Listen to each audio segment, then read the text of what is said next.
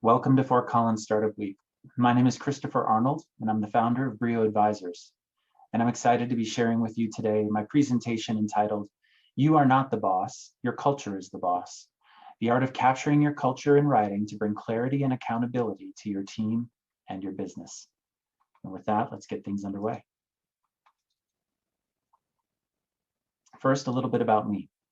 I'm currently an executive leadership coach and consultant with BRiiO Advisors. And in my free time, I am a volunteer board member with the Rocky Mountain Employee Ownership Center. And I'm looking forward to being the president starting next month. Prior to becoming a coach and consultant, I worked in technology as an engineer and an engineering leader with companies including Hewlett-Packard, Agilent Technologies, and Avago Technologies. And before I go too far, if you're interested, you can download a sample culture book and take notes on that and follow along by visiting my website at BRiiO.com, Fort Collins Startup Week 2021. So my good friend Josh Allen Dykstra and I were talking a while back, and he is the CEO of a great company called Helios, where they focus on the future of work and energizing teams. And during our conversation, Josh said something to me that sticks with me to this day. He said, Christopher, I'm not the boss, our culture book is the boss. And Josh has such a great way with words, and I just really appreciated what he said, and I got it right away. I knew exactly what he was speaking to. And yet, in my work with my clients, I realized very few of them really understand what that means or why a culture book is so important. And so that's the inspiration for me in sharing this presentation with you today. So first, let's talk about a few things to make sure that we're seeing things in a similar way. You know, organizational culture is one of those things that many people have opinions about, and I'm not short of having my own opinions. And so I want to share a little bit about my thinking around culture with you before we dig into the culture book itself. And so first it is, what are we talking about when we say organizational culture? And I like to keep things really simple. And I just like to think of organizational culture as the entire set of behaviors that the members of the organization see as either acceptable or unacceptable. When I dig a little bit deeper into that, I specifically think about the set of behaviors that aren't being punished, either directly or indirectly through systematic means. And the reason why that's so important is because when a behavior is rewarded or when it's kind of ignored, it becomes an accepted part of the culture. But when it's punished or called attention to in a, let's say, not so positive light, then that is something that we're declaring as not acceptable within the culture. And so the final way that I think about it is, how do the employees act, or how do the members of the organization behave in the absence of authority? Because that is what accounts for most of their time. And that is also why I believe Peter Drucker says that culture eats strategy for breakfast. Because what he's saying is that the way employees behave when they're not being watched or observed is the most important behavior. And of course, especially nowadays when so many people are working from home, as leaders in a business, we can't be watching people all the time and making sure that they're adhering to the guidelines and behaviors that we'd like to see them following. People's behaviors are not something that we can control, and so culture isn't something that we can control, but we can influence both. And the way that we influence people's behaviors and the way that we influence culture are the same. It's through accountability. And so we have to ask ourselves, what are the behaviors that team members are willing to hold each other accountable to? That is going to dictate the health and the quality of our culture. The thing is, we can't hold someone accountable to something that they haven't yet committed to. And so what are the behaviors that we've asked the people in our organizations to commit to? And is that commitment explicit, or have we just assumed that it's there? These are important questions to consider when we think about our culture. And so here it is. Why is it then that we need a culture book? And I believe it's because it provides an explicit description of the behaviors we expect within the organization. And when those behaviors are documented, we can ask for a commitment directly and explicitly. Also, the culture book is available 24/7, and it provides clarity and direction all the time, even when the leaders aren't present. It also spreads the accountability workload. It's not up to just a few people to hold the entire organization accountable. Everybody in the organization committed to these behaviors, and so everybody is responsible for holding each other accountable to them. In addition, it allows decisions to be made closer to the work being done. It creates freedom for the leaders and for the team to be able to make decisions that take us towards the outcome that we're trying to achieve. And finally, we don't just say that we hire for culture fit, we can actually hire for culture fit. We can find people who are willing and able to commit to the behaviors that we've documented and that they've signed up to be held accountable to. Another item I want to bring up around the culture book is this idea of psychological safety that we hear a lot about. And this relates back to Google's Project Aristotle, where they studied what it was specifically that made amazing teams. And they came up with 5 items. And one of those items was called psychological safety. And that item in particular has gotten a lot of attention. Now, my wife happens to be a therapist, and so I get to talk to her a lot about psychological safety. And I asked her, what is it that makes us feel psychologically unsafe? And what she shared with me is that the amygdala, the part of our brain that's responsible for scanning our environment and keeping us safe, is constantly looking for 4 things in particular. It responds to physical threats, judgment, incongruence, such as when somebody tells us one thing but then behaves in a different way, and finally, the unknown.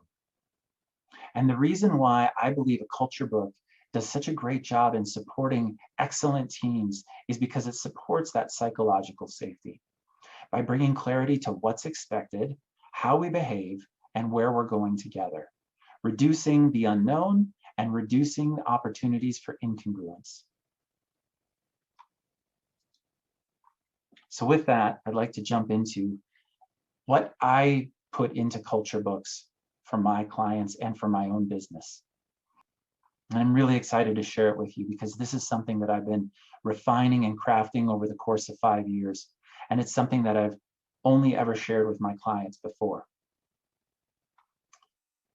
And before I jump into that, I want to speak to the usage of terms. Many people want to say, oh, that's not a vision, that's a mission. Or that's not a mission, that's a purpose statement. And what I want to say to you is this.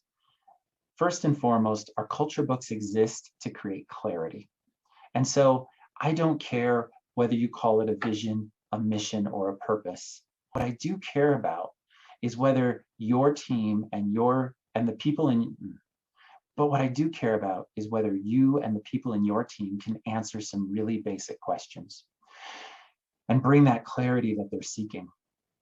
And so as we go through the culture book, I'm going to offer to you my definition for each of these terms, but I'm also going to offer to you the question that I think we're trying to answer.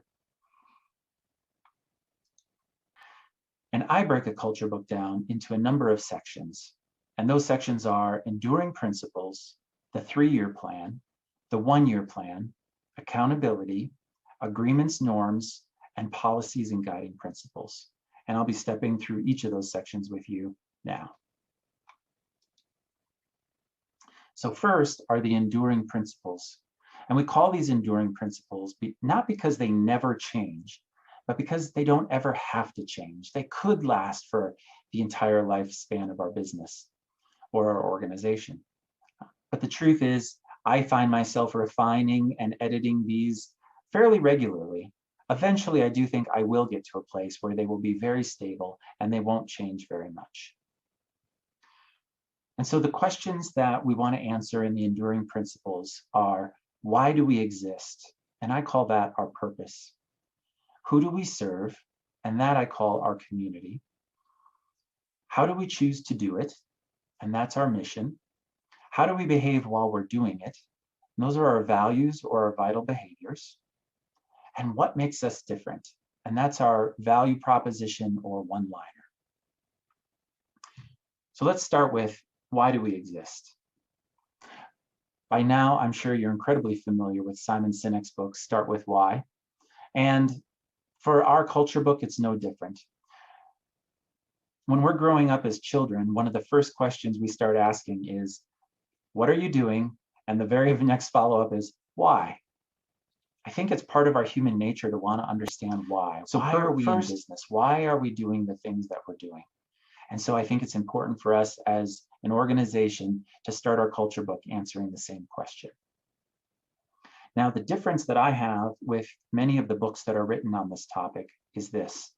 I don't believe that we're serving one single purpose. I believe that we serve many, many purposes at the same time.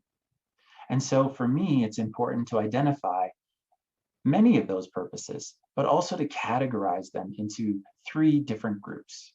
And I call those groups selfish purposes, tribal purposes, and unifying purposes. So first, selfish purposes. Now, I don't use the word selfish in a derogatory manner here. I simply mean relating to me. What's motivating to me? What's inspiring to me? For example, I might be inspired by making money, or traveling the world, or perhaps building a legacy. The thing about all of those is it's probably really difficult for other people to see themselves reflected in those statements. Other people don't necessarily care how much money I make. They don't care that I want to travel the world, and they don't care necessarily about the legacy that I want to build or leave behind. And so these sorts of purposes aren't as useful for a culture book because they don't connect with others. When I'm writing or thinking about my selfish purpose, I often start with the sentence stem, I deserve. For example, I deserve to make money for working hard, or I deserve to travel. Or I deserve to leave a legacy. Some examples of these I'm proud of. The next type of purposes I call tribal purposes. And these are purposes that motivate us. And the us that I'm referring to are the people who are already in my tribe. And that tribe might be my family, it might be my employees, or it might be my customers. So some examples of these types of purposes might be, I'm motivated to send my kids to college, or I'm motivated to take care of my employees, or I'm motivated to provide amazing service to my customers. Now, the thing about these tribal purposes is there are some people who can see themselves reflected in these statements, but those people are already close to me. And anyone outside of that may still have trouble seeing themselves in these statements and may not find them as inspiring or motivating as we do. And so the sentence stems that I use when writing these purposes often begin with, my employees deserve, or my customers deserve, or my tribe deserves. And the last thing about this is, with a tribal purpose, when my tribe benefits, I also benefit in some way. And so it's not very far removed from a selfish purpose, because it still has an element of what's in it for me. And the last group of purposes that I refer to, I call unifying purposes. And these are purpose statements that are motivating to people both inside and outside my tribe. It's relatively easy for just about anyone to see themselves reflected in these statements. And the sentence stems that I use when describing these types of purposes often are, the world deserves, the community deserves, or people deserve. I did some searching and I came up with a few examples of purpose statements, and then I went and modified them a little bit to make them more of the type of statement that I would use as a unifying purpose. One purpose statement that I found was for the Alzheimer's Association, and they've declared their purpose as a world without Alzheimer's disease. I think stating a world without Alzheimer's disease is a little too obvious and a little too straightforward. I think it would be more inclusive and more interesting if they broadened it out a little bit and said that their purpose was that they believed people deserve a high quality of life for their entire life. I think more people could see themselves reflected in that statement. Another example of an organization with a purpose statement that I grabbed is Teach for America. And they declare their purpose as, one day, all children in this nation will have the opportunity to attain an excellent education. And I think it's a powerful statement. If I were working with them again, I might say it as, all children deserve the opportunity to attain an excellent education. And finally, I'm not sure 100% that this is Facebook's purpose statement, but it was quoted at least in one location out on the web. And Facebook said that their purpose is to connect with friends and the world around you on Facebook. And again, I thought that was a little too self-serving. And so if it were me and I were working with them, I would advise them to say something a little bit broader, such as, people deserve to stay connected with their friends, both near and far.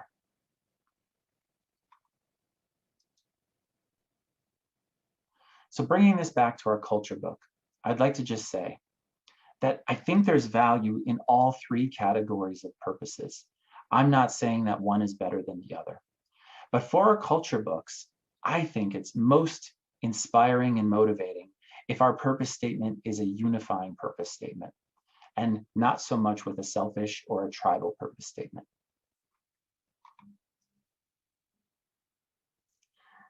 Now, when we identify our unifying purpose, we almost always figure in that same statement the community that we're serving. And so that takes us to our next question. For whom do we serve? For whom are we doing this thing that we do? And I call this our community. And our community is bigger than our tribe. Our tribe is the people we're already connected to. Our community includes people that we might not yet be connected to, but that we'd like to be connected to. And in this case, our community could be as broad as people in general, any people, or the world, or it could be a little more refined, such as children. And that's all I'm going to say about community. But if you have any questions about that, feel free to follow up with me after the presentation. And now we move on to our next question that we'd like to answer in our culture book. And that is, what is it that we choose to do? Or what is our mission? Now, the thing to realize is that organizations can share the exact same unifying purpose, but often will have a different mission, a different way that they're contributing to achieving that purpose. And whereas the purpose is an outcome statement, something that we'd like to see happen, our mission is an action. It's something that we're doing. And so I advise my clients to think about starting their mission with just one verb. If you had to summarize your entire business into just one verb, what would it be? And I'd advise you, don't choose the word help, because every business is trying to help somebody, usually. How is it that you help specifically? Pick a verb around that. And then, once you have that verb, then work on expanding your mission statement out into something a little bit more like a statement. But still, keep it short, simple, and direct. Here are a couple examples that I found out on the web and that I wouldn't necessarily modify very much. IKEA has declared their mission as to create a better life every day. IKEA has declared their mission as to create a better everyday life for the many people. And in there, they've combined both their mission as well as their community. Another brand, Life is Good Clothing, has declared their mission as to spread the power of optimism. The beverage company Honest Tea has declared their mission as to create and promote great tasting, healthy, organic beverages. And finally, TED, who we all know and love, have declared their mission as to spread ideas. After identifying our purpose, our community, and our mission, we can then dive into our values and our vital behaviors. And again, with values, I find that my clients can get really tripped up when thinking about values. And so I find it's useful for them to separate their values into 3 buckets. And the first bucket are obvious values. These are the values that are so entrenched within our culture, we don't even have to name them. If people didn't have them, they wouldn't even be part of our organization. As an example, you might think about like the value of accuracy in banking. Certainly if the bank isn't accurate, they're probably not going to be in business for very long. Although Citibank recently had that big misstep, and maybe they do need a reminder of accuracy in their case. The next set of values I call aspirational values. And these are values that we have no sign of in our current organization or culture. And often when people talk about these type of values, you'll hear them say, but we have to be this way, or we need to be this way. A lot of my experience around this has been with technology companies who declare we have to be innovative. And yet the only way that they're currently innovating is by going out and acquiring other companies who are actually innovating. The final group of values I call vital values. And these are values that we can find examples of in our current organization and our current culture, but they're not showing up as often as we would like. And we want to expand those examples and those instances and replicate them throughout the entire culture. These are the values and the vital behaviors that we want to capture in our culture book. Looking at the target, I think of the obvious values as the center of the target, and I think about the aspirational values as values that aren't landing on the target at all. And the vital behaviors or the vital values are that ring just outside the center. Those are the ones that we want to expand and grow so that we can cover more of the target. And that is why I don't like to use the term core values, because core values to me sounds more like those obvious values. And I like the term vital values instead. When I went searching on the web and looking for examples, the best example that I found for the way that I would use these in my culture book was from Adidas. And they had 4 values, and then they provide a description of each after. And I might even expand each of these descriptions. But their 4 values are performance, passion, integrity, and diversity.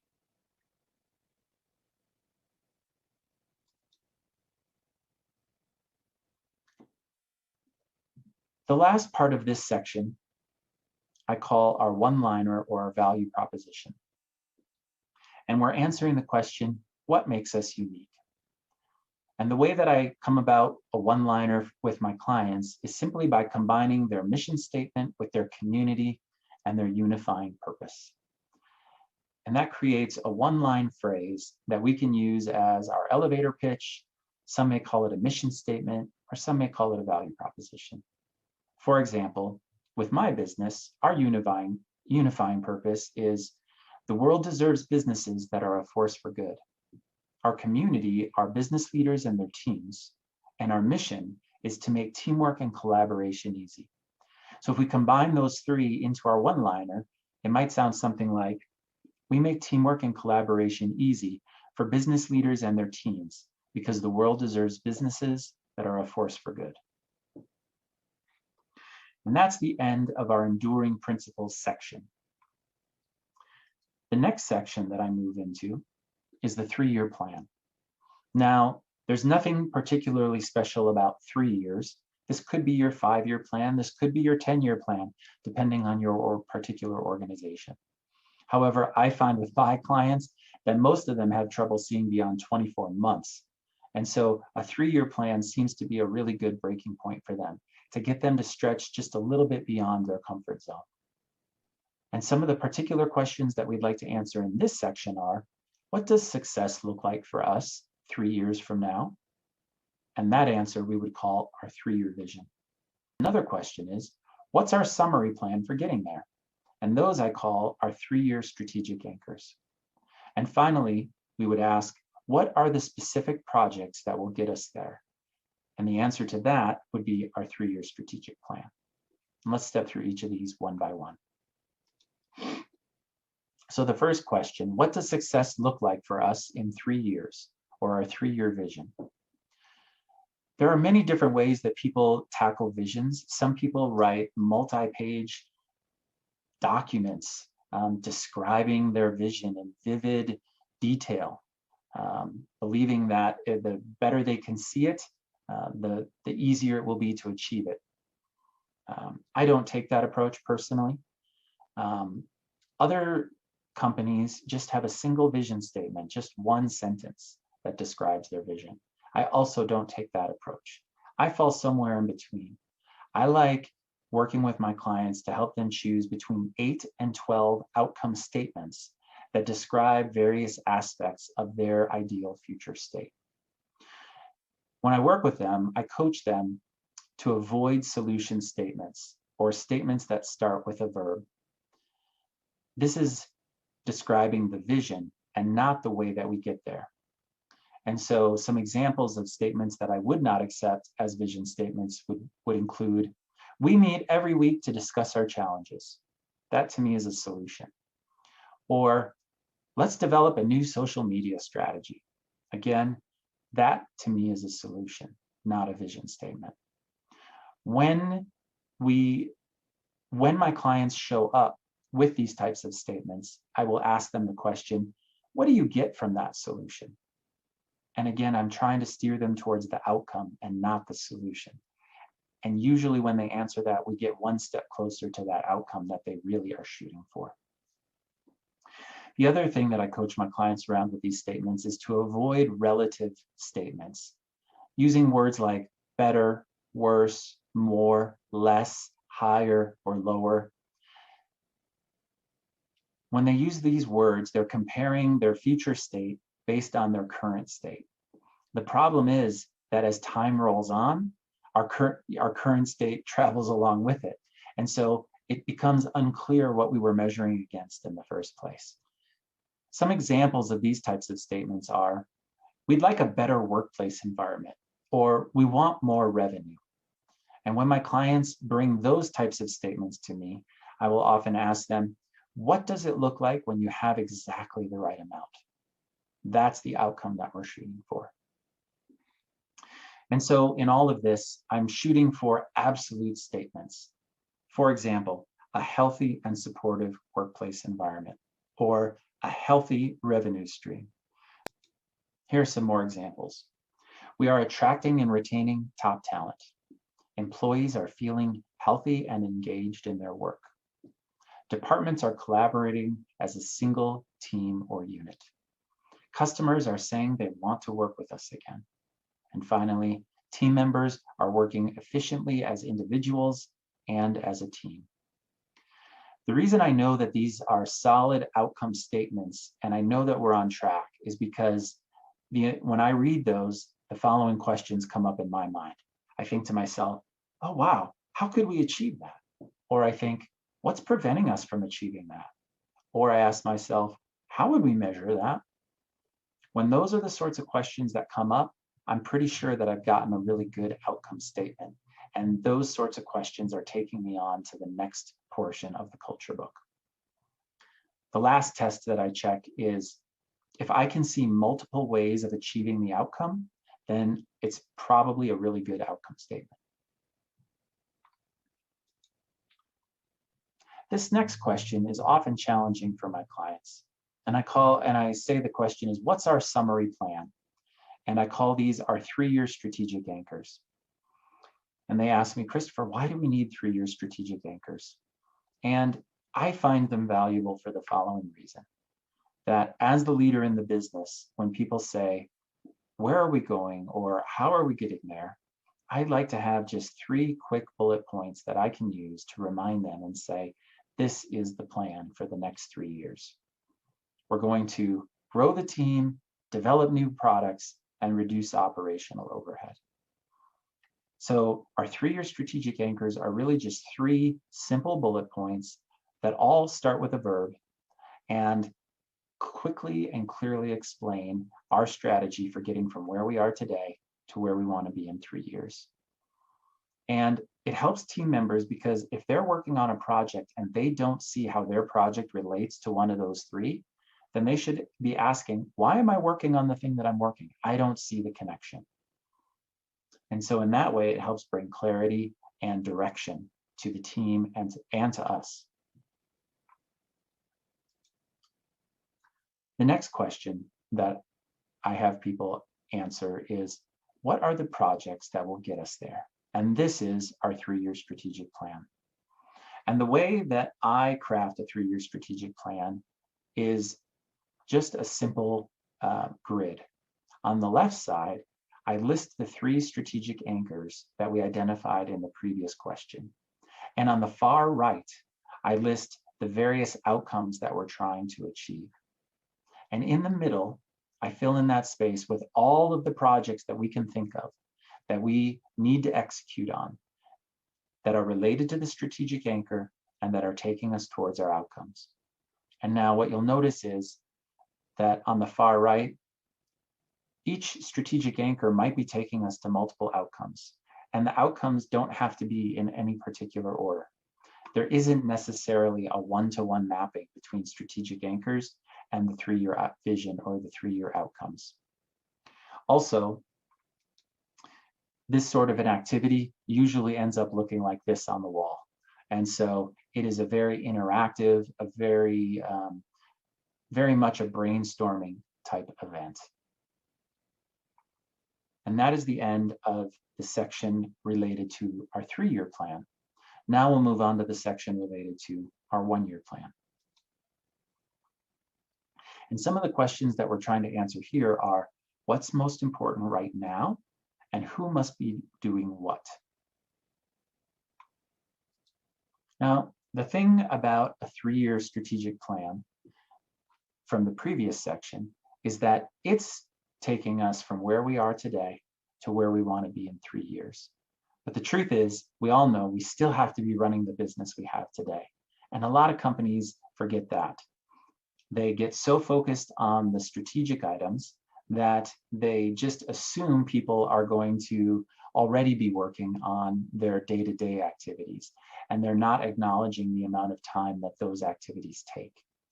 And so in my culture books, I want my clients to make sure that they're making room for both the strategic activities that are taking us towards our 3-year vision, but also the operating activities that are running the business we have today.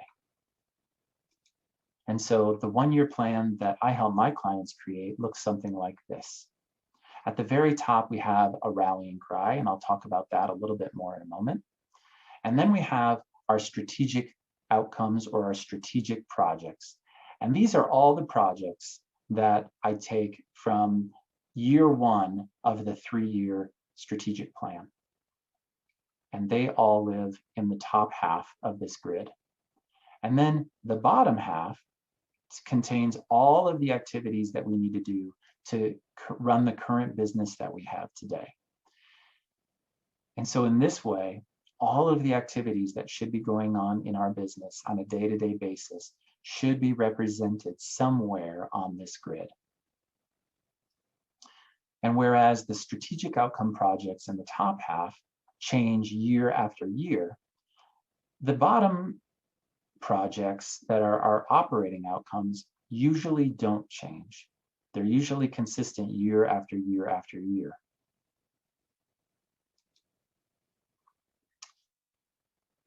And so from this summary page, those strategic projects at the top become projects in our project tracking software or our project management software.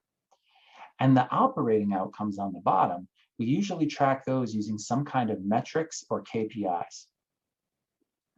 And the rallying cry at the top is simply just a word or a short phrase that joins the entire page together and reminds us of what it is that we're focusing on this year as a team. Now, with that summary page, it's a nice way of summarizing where we're at any given moment in the year. And one of my clients called this the Colorific Chart.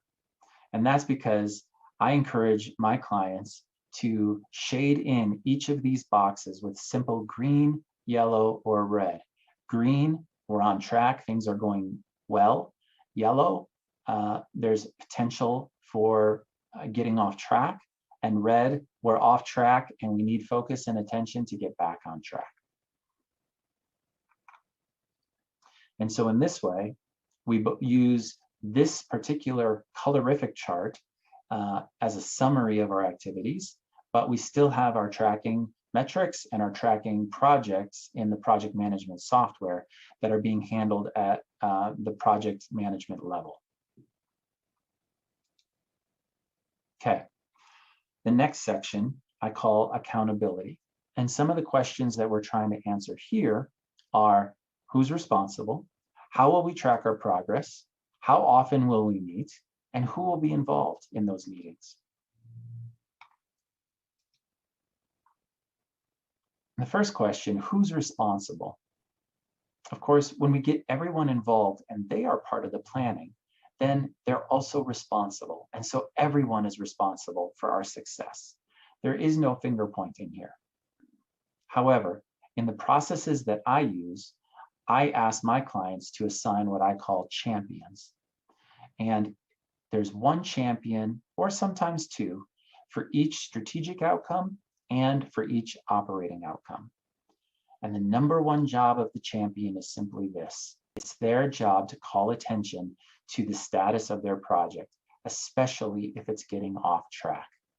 It's their job to remind us of the commitment we made and to declare that that project needs help and attention.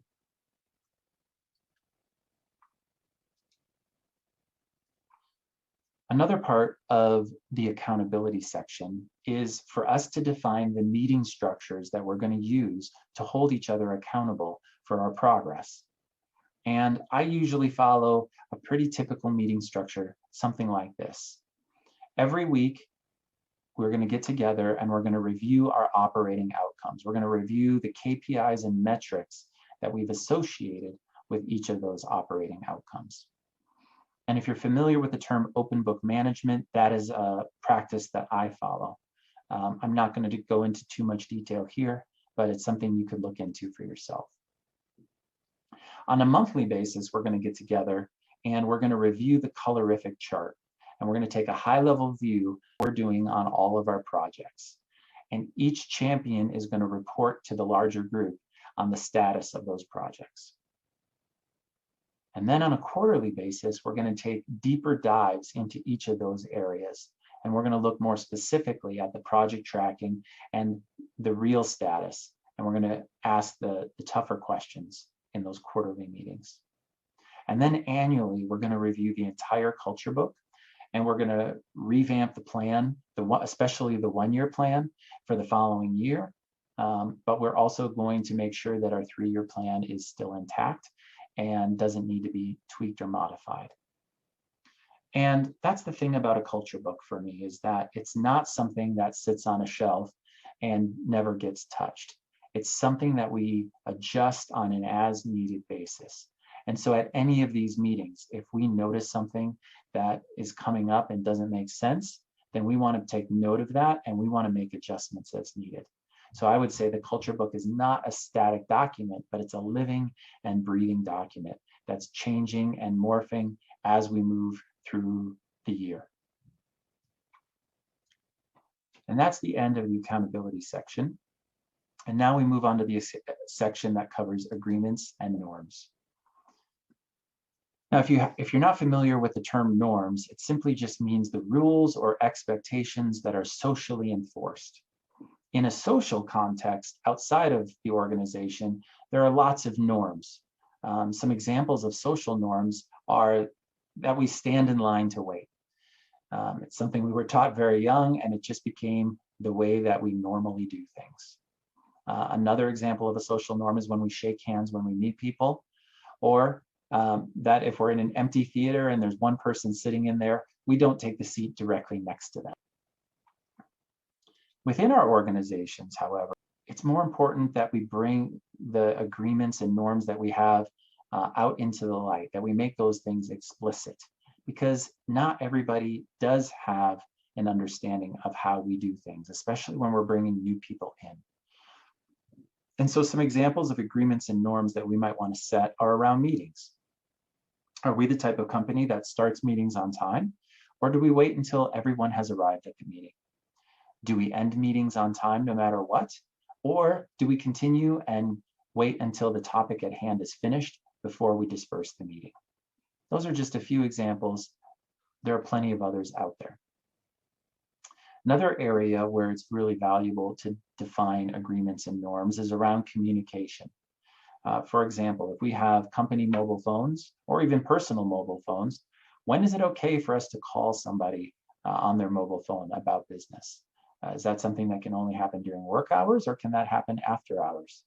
Are they available on the weekends to talk about business or not? Another area is email communication. Do we include signature lines, or how quickly do we respond to an email? Do we respond when we respond, or do we acknowledge within an hour? Those are the sorts of things that we want to set an expectation around. Another area of agreements and norms might be around the platforms that we use. Are we primarily use email, or do we use Slack? And which types of topics do we bring up on Slack versus which types of topics do we put into email? Some more examples of agreements and norms might be around vacation time. Are we allowed to reach out to someone when they're on vacation, or is vacation time sacred time? Another area is around accountability or performance improvement plans, you might say. Can I, as a manager, have a conversation with someone who's on your team? Or is that something that I need to go through you for first? How do we handle that?